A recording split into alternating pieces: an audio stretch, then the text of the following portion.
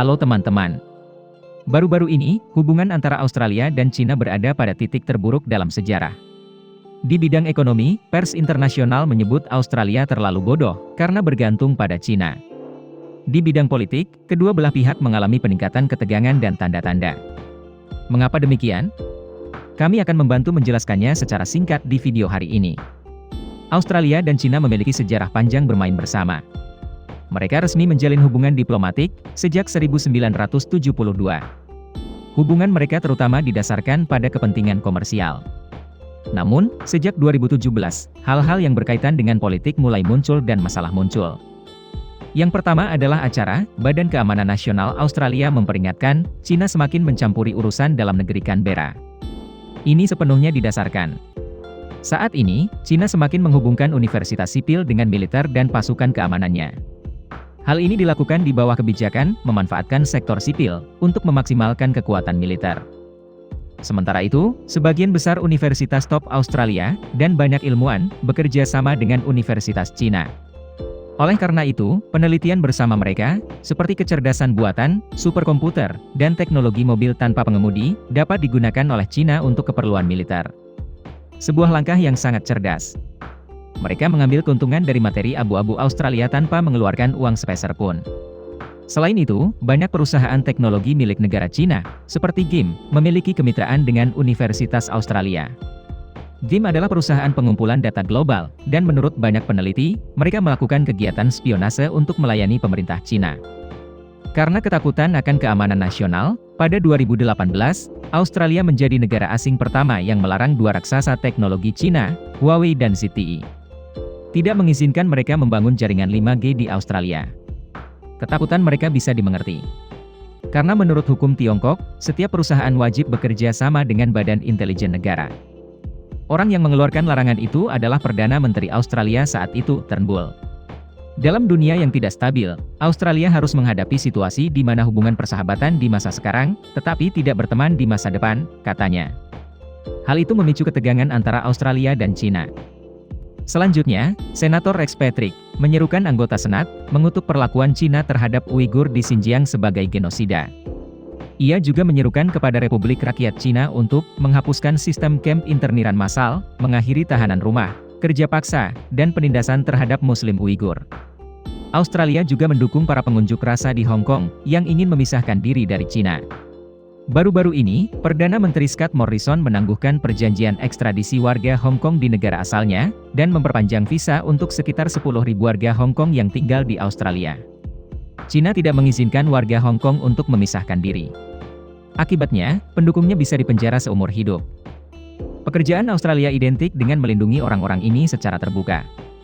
Tak hanya itu, Australia secara resmi menolak klaim 9 garis putus-putus Cina di Laut Cina Selatan. Mereka juga mengirimkan 5 kapal perang ke Laut Timur untuk latihan dengan Jepang dan AS. Pada saat yang sama, Australia juga berinvestasi dalam meningkatkan kemampuan militernya. Terutama kemampuan serangan jarak jauh, untuk menghadapi perubahan cepat di kawasan itu, yang digambarkan Perdana Menteri Australia sebagai yang paling menantang sejak 1930-an, lebih berbahaya, dan tidak stabil, daripada.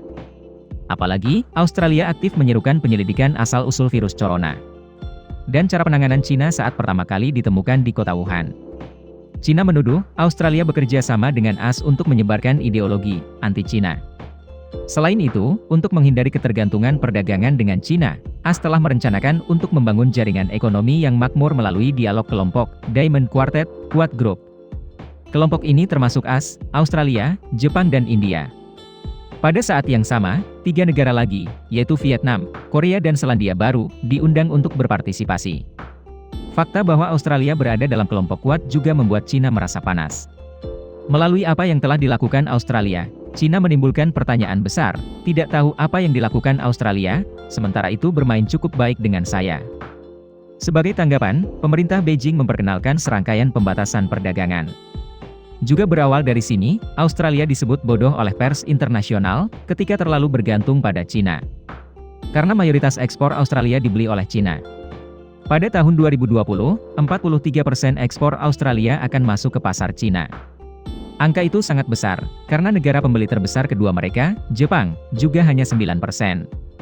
Jadi, ketika Cina memberlakukan pembatasan perdagangan, ekonomi Australia terpengaruh. Secara khusus, Cina telah menangguhkan impor dari 6 pemasok utama daging sapi Australia, yang menyebabkan penurunan 35% dalam hasil ekspor. Daging adalah ekspor terbesar keempat Australia, dengan nilai sekitar 10,4 miliar dolar pada tahun 2020. Pada saat yang sama, mengenakan pajak 80,5% pada Julai. Barang ekspor terbesar ketujuh Australia. Berikutnya adalah wine, yang dikenakan pajak 200%. Dengan jumlah ini, eksportir hanya perlu makan dedak untuk dijual ke Cina. Selain itu, ada kapas, batu bara, lobster, DLL, yang juga dibatasi untuk diimpor oleh Cina. Untungnya, tinggal biji besi, barang ekspor terbesar Australia, yang tidak dibatasi. Alasannya adalah karena ekonomi Cina berkembang pesat, dan membutuhkan banyak besi dan baja dalam industri. Jika impor dilarang, bukan hanya Australia yang menderita kerugian. Dalam hal pembatasan perdagangan, Cina ingin memberi Australia sedikit pelajaran. Ini adalah harga perlawanan. Namun, di pihak Australia, Perdana Menteri Morrison menegaskan, kami tidak akan membalikkan kebijakan kami terhadap Cina. Video berakhir di sini. Terima kasih semua untuk menonton dan menyukainya. Jika menurut Anda videonya bermanfaat, beri kami suka dan berlangganan saluran untuk mendukung kami. Sampai jumpa dan sampai jumpa lagi.